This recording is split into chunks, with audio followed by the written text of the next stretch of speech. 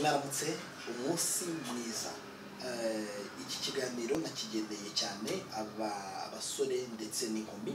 Muri iyi minsi dufite ikibazo ubonaho ubusambanyi burushaho kwiyongera, aho abantu bakuru cyane baryamana n'abakobwa batoya, bakabaye kundi bari abakobwa babo, aho abamama biyubashye hano by'umwihariko hano mu mujyi wa Kigali, aho ubona bagenda bazenguruka bashaka abasore batoya kugira ngo baryamane nabo. Reka mbanze mvuge n'abasore n'abakobwa kuko niho ikibazo kiri. Abo bantu bashatse amafaranga yabo, barubaka, umugabo afitanye isezerano n'umugore we, barasezeranye afite n'abana be barimo nabangana nawe cyangwa se bazaba bangana nawe. Intego ze zose iyo agiye gukora ni umuryango we aba ari kureba.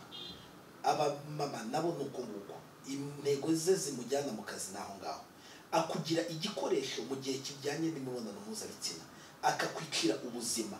Ariko reka mbabwire, iyo tumaze gukura, tugiye kuba bakuru, umuntu abaye agiye gushinga urugo, abajyanye impano ye ubwe.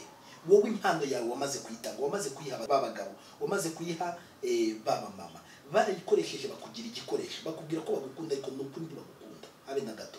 Ntabwo bagukunda, bagukunda kugira ngo bakugire igikoresho.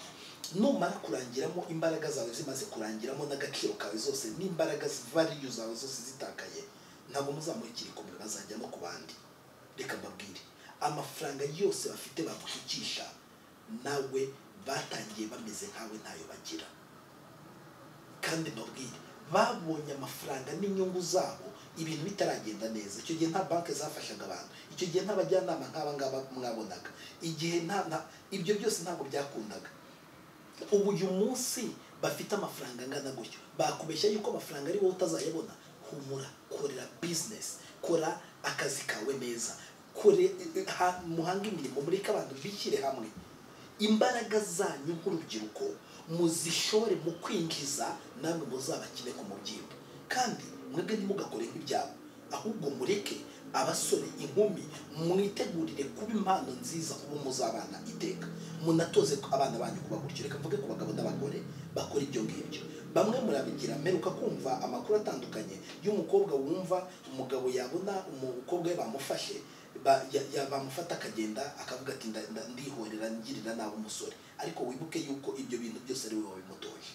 Benshi muri mwe ni mwebwe mwatoje abana banyu gukora nk'ibyo ngibyo. Abenshi muri mwe nibo, abandi babitojwe n'inshuti zabo zikora nk'ibyo ngibyo, bakumva ko ari byiza. Mwaretse tukarengera urubyiruko rwacu.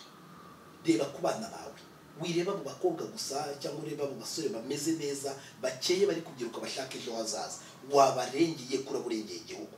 Iyo tubivuga gutya, ndabizi bamwe baravuga ngo batakaje abaterankunga babo, abandi baravuga ngo ndi kwivanga. Ntabwo ndi kwivanga.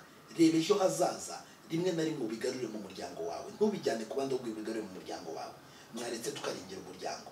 Ibi bintu birakenewe cyane, birakenewe cyane mu buzima. Mubiha agaciro, turengera umuryango. Kandi nyamara ibyo winjoyinga kwabo bose, wanabyinjoyinga iwawe, ariko utagiye kwica abana b'abakobwa no kwica abana b'abasore, aribo dutezemo igihugu cy'ejo hazaza. Abayobozi n'abandi babyeyi bagomba kuzakora. None utekereza ari umwana wawe uzaba uri gukora nk'ibyo ngibyo, uzaba ubyishimiye? Wireba umunezero w'uyu munsi, reba n'uw'ejo hazaza. Yari inshuti yanyu Coach Esdras.